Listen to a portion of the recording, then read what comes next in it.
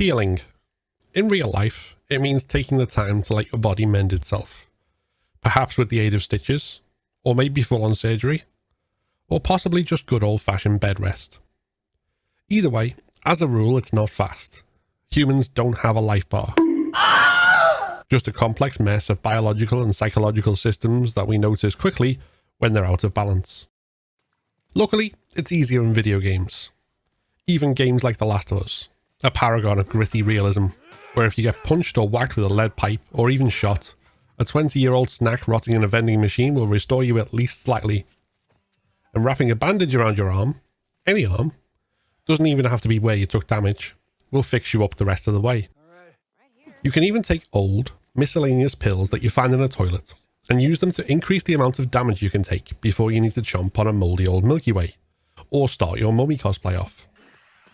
Except, what if we couldn't? Is it still possible to beat a game like The Last of Us, on its hardest difficulty, if you're not able to heal? Let's find out. We're doing this, of course, on grounded difficulty. No HUD, no listen mode, more damage, more aggressive enemies, allies that are decorative at best, and much tougher stealth. And on whole game permadeath, because no healing is too easy if you can just die and restart the encounter over. No healing means damage stays with us, and permadeath means the stakes for too much damage are the same as in real life. Well, except for the options to start again from the beginning. But hey, gotta have something, right? No healing means no picking up snacks, no healing with medkits, and also no upgrading your health with pills. For good measure, let's just ban upgrades altogether to make things spicy. No pill upgrades of any kind, no workbench upgrades, and no picking up training manuals. Beyond that, the usual rules of a grounded permadeath speedrun apply. No lock-on aim, no awareness indicators, no high contrast display, no enhanced listen mode, no infinite breath, no skip puzzle options, and no combat accessibility. These options are great for giving players more ways to play and remove barriers to those with impairments. Not so great for ensuring that this is a proper challenge with no cheese. Things start off straightforward enough in the prologue. A nice, relaxing car ride at night, then a bit of cardio for Joel while he carries Sarah to safety in his arms. As thanks, Sarah takes a bullet for us early on. Sadly, as much as he loves her, Joel is committed to the no healing challenge and can't feed her a Hershey's Kiss to take the sting out of the gun damage. The slums in Boston are fairly straightforward. Except, on occasion, one of the first two enemies likes to get a bit sassy and mess things up. So we've taken damage very early on, which adds a huge amount of risk to going fast through these areas. Luckily, a modified version of the speedrun strategy, with an added bottle distraction, allows us to get through the wharf cleanly.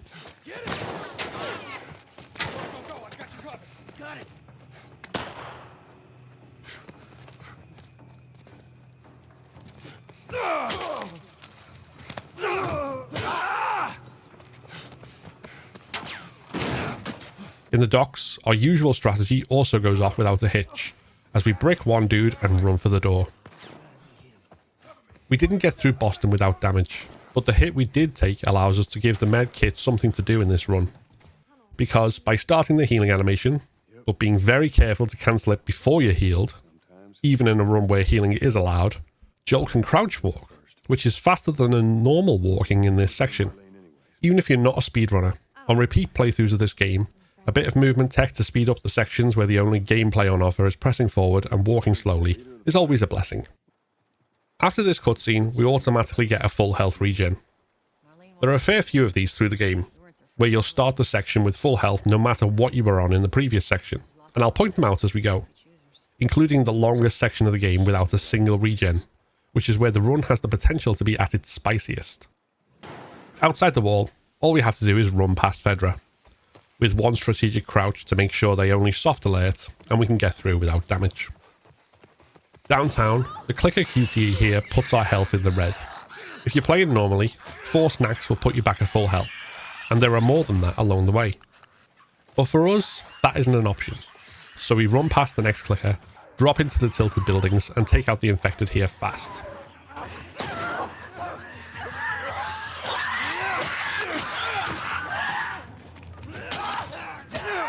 Fighting in this area isn't hard, with the revolver at hand for the runners and bricks for the clickers, but it is time loss.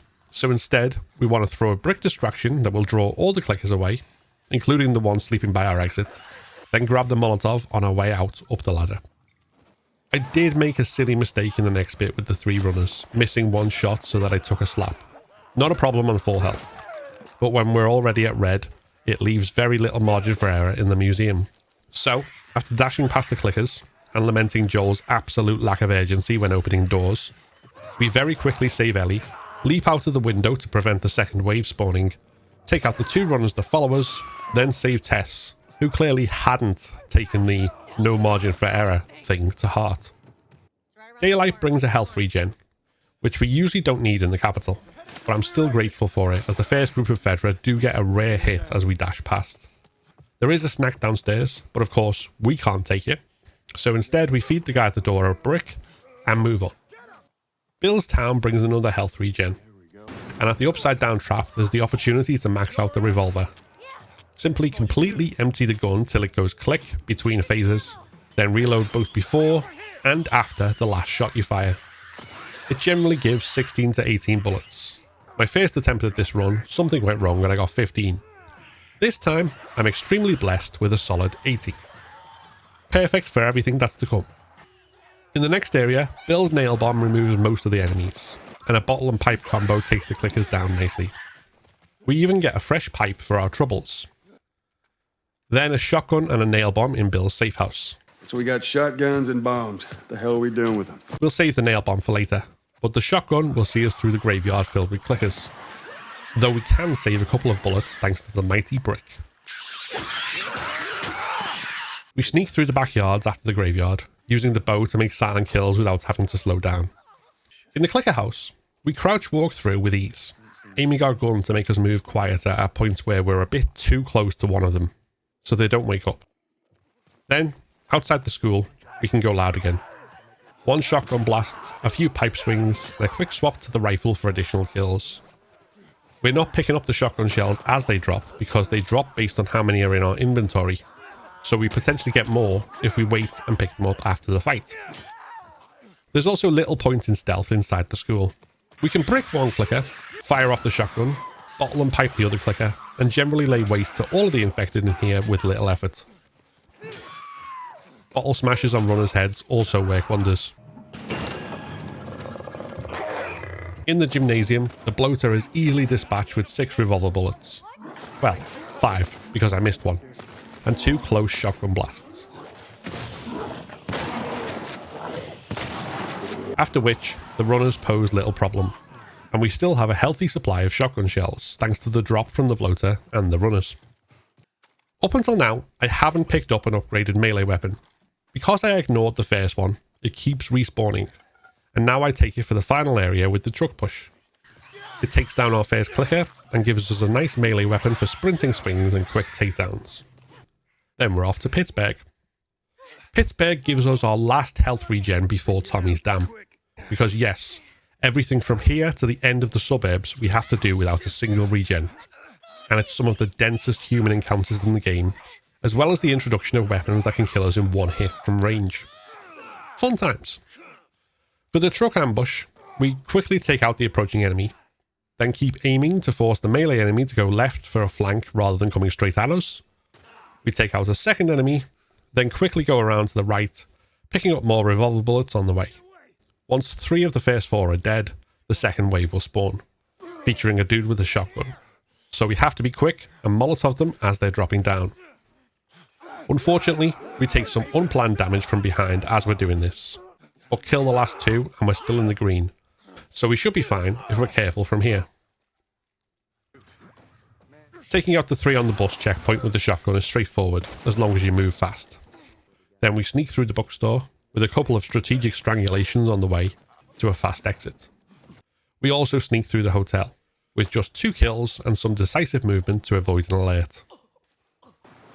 This brings us to the basement, where every time I reach it on a run, I get people in chat remarking how scary they found the area on their first playthrough. Understandable, honestly.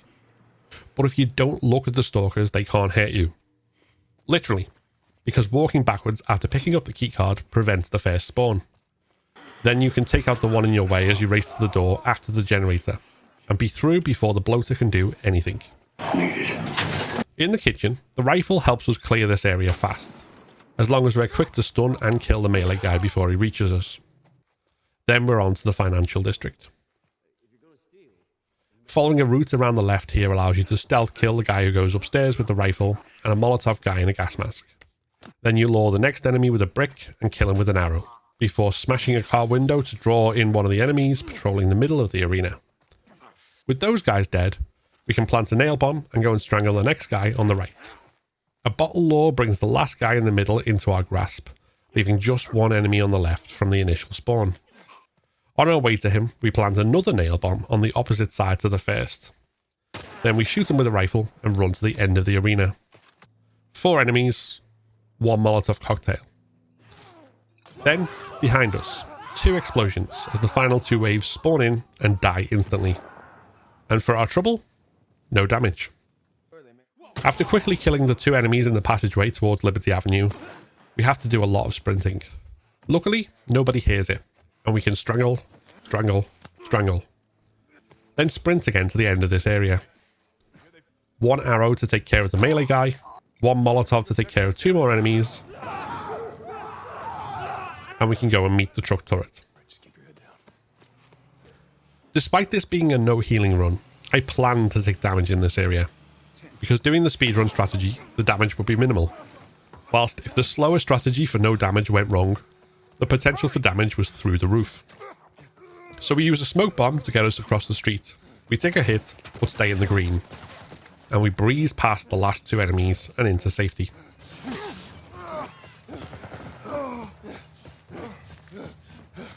With Henry and Sam on our side, the main benefit of additional allies is Henry saying, "We did it," every time you do something that he had absolutely no part in. I'm using "we" in this video to talk about Joel and me controlling him. Henry can make no such claim. He's just sort of there. But anyway, a well-placed Molotov takes out the next 3 enemies. We did it. Not bad, old-timer. And a shotgun blast stuns the 2 after that for a quick takedown, bringing us to the searchlight. After dispatching the 2 enemies indoors, we rifle the guy on the light, shoot the other guy on the ground, then do our best to take out those who leave out as backup. Unfortunately, a few misses force us to retreat for safety, but the remainder are fairly easily dispatched without damage. Beyond the gate, we can run straight to the ladder, so Henry gets his one chance to be useful by taking out the enemy up top. Then we're into the bar, where the shotgun makes short work of the 4 enemies inside. Pittsburgh is done, but no health regen yet, as we still have the sewers and suburbs to go. In the sewers, we have 3 runners and a clicker to dispose of first. Then Joel and Sam have to go through a large room filled with stalkers and 2 clickers. Luckily, we can run to the end and take out the 2 clickers, then use the time where the stalkers are hiding to boost Sam and get out of there. Move it. The final stand is also straightforward, with a well-placed Molotov making light work of the initial spawn, and then we're just using our shotgun and shorty to stay safe until we can run to the door and press triangle to trigger our hasty exit. No damage. In the suburbs, we sneak to the left, use the rifle to get rid of our 2 deadliest enemies, shotgun and rifle respectively, then sprint for the sniper around the back of the buildings. Once more, no damage. And when Joel takes the sniper rifle, the enemy placements follow a familiar pattern, though we do get 1 enemy trying to ruin it all by breaking with that pattern. And where the fuck did you come from? Luckily, we're on to him. Then, finally, we get a health regen. Sadly, just like every time he used the word, "we" doesn't include Henry. At Tommy's Dam, after taking out the enemies downstairs and on the walkway, we kill the shotgun guy and leave the melee guy alive last so we can lure him onto the bridge. This means that, as soon as he's dead, we can Molotov the next wave. Some survive occasionally, but they're easily dealt with. Then we can sprint down, ignoring the guys with pistols, to take out those with shotgun and rifle. Unfortunately, the latter survives an initial shotgun blast, so we need a second to take him out. The last guy remaining is then set upon by all of Tommy's men, but remains laser focused on us, so we have to wait for them to kill him. It takes a while, because where enemy rifles are instantly deadly, ally rifles are apparently one step up from airsoft.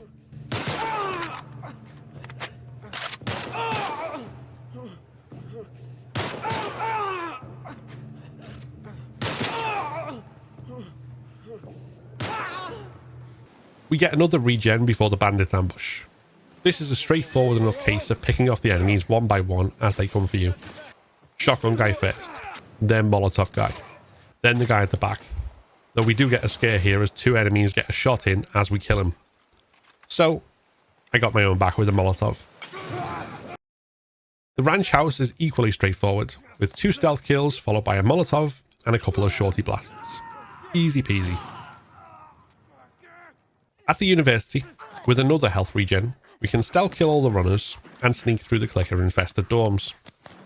Though I did have a close call here because I accidentally cancelled out the door QTE before completing it. Holy shit.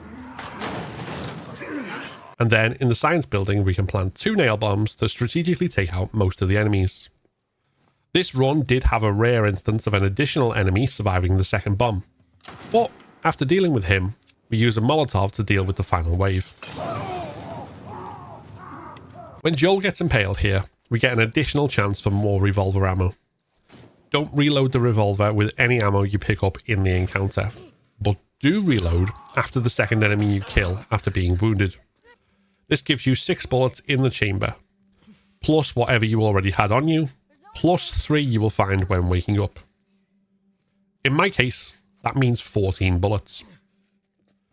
Before then though, Ellie needs to deal with her own part of the winter chapter. In the coal mine, using the rifle, we want to avoid picking up any drops until after we empty the gun and David gives us 6 additional bullets. Then we can grab the drops, and we should, throughout, remain in a pretty healthy position ammo-wise. Equally important, we want to grab the supplies both in the area where Ellie falls down, some behind a pillar, more down a hole, and on the catwalk where there's a clicker. With all of this, we can craft a nail bomb and a Molotov, then pick up 1 of each pre-crafted and crafting material for 1 more of each in the final area of the mine. When placing the nail bombs, we want to aim for the girder so that they drop down onto the roof of this elevator, because if we throw them directly onto each other, they'll blow up early. What all of this means is that, after a lot of running around and dealing with the runners and clickers, the rifle one-shotting all of them, the bloater is very light work, and we still have 2 Molotovs left. Ellie's health regenerates after we fall off the horse, which absolutely isn't true to life. And as long as we have 3 arrows and a throwable, we can easily take out the first 4 enemies in stealth. Then 2 rifle shots, a pistol headshot, and a bottle throw can take care of the last 4.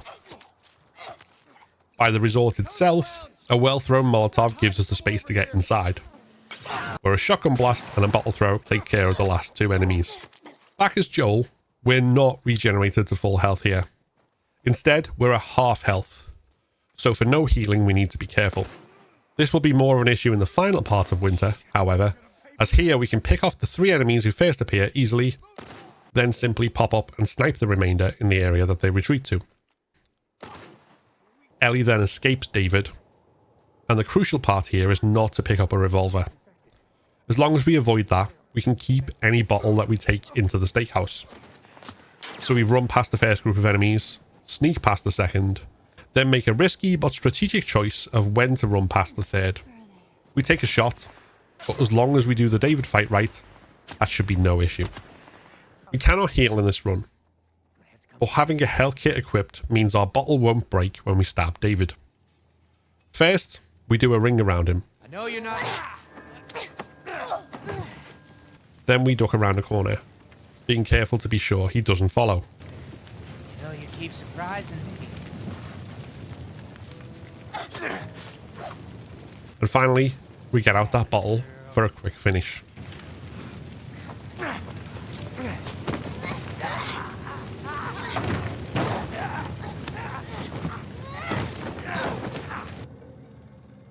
Back as Joel once more, it's generally easy to pick off these enemies as they come into view. Except that this time, the shotgun guy goes AWOL. Fuck, that was a shotty guy, I think. So things get a little bit scary until we know we've picked him off. Okay.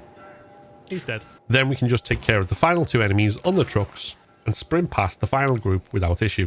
He's over here! By the barrel! As for David, once spring rolls around, we get another health regen. But the tunnel poses no problems to sneak through, using a couple of arrows to dispatch runners in our way before climbing out of the infected's reach. Finally, the hospital, and the speedrun strategy here allows us to run and sneak through the lower floor. Then, a photo finish with a smoke bomb to get us out on the upper floor. No damage, and no kills. Well, almost no kills. Sorry, not sorry, Jerry. This run took 3 attempts to do, and neither of the deaths in my 2 failed runs had anything to do with being able to heal, or not being able to heal. I failed in the dorms because of an unplanned alert and not being able to outrun a clicker. Oh. I then failed at the David fight because, in the second phase, I assumed he'd come round the corner when he hadn't and ran. Then, after recovering, I waited too long to come up behind him. Fuck. If I'd have moved faster. The actual not healing was remarkably straightforward. Making sure I pulled off the strategies I needed, was mindful of what damage I had taken, and locked in when things got dicey with a key. Not to mention avoiding the compulsion to press triangle every time something was pick-upable. That was the true hardest part. If you want to see this run in full, it's linked in the description. I've got more ground and permadeath challenges planned, and you can catch me attempting these runs live on my streams. There's also a full playlist on the channel of all my completions so far, so check them out. And if you have any suggestions for challenges, let me know in the comments. I swear. If you enjoyed this video, then give it a like and consider subscribing to keep up to date with all my content. Like the video that's just popped up, which YouTube thinks you should watch next. This is a Patreon and member supported channel, so if you want to become a member and unlock custom badges and emojis, early access to my videos, and your name in the credits, then click the join button below. Thanks for watching, and see you next time. Hey!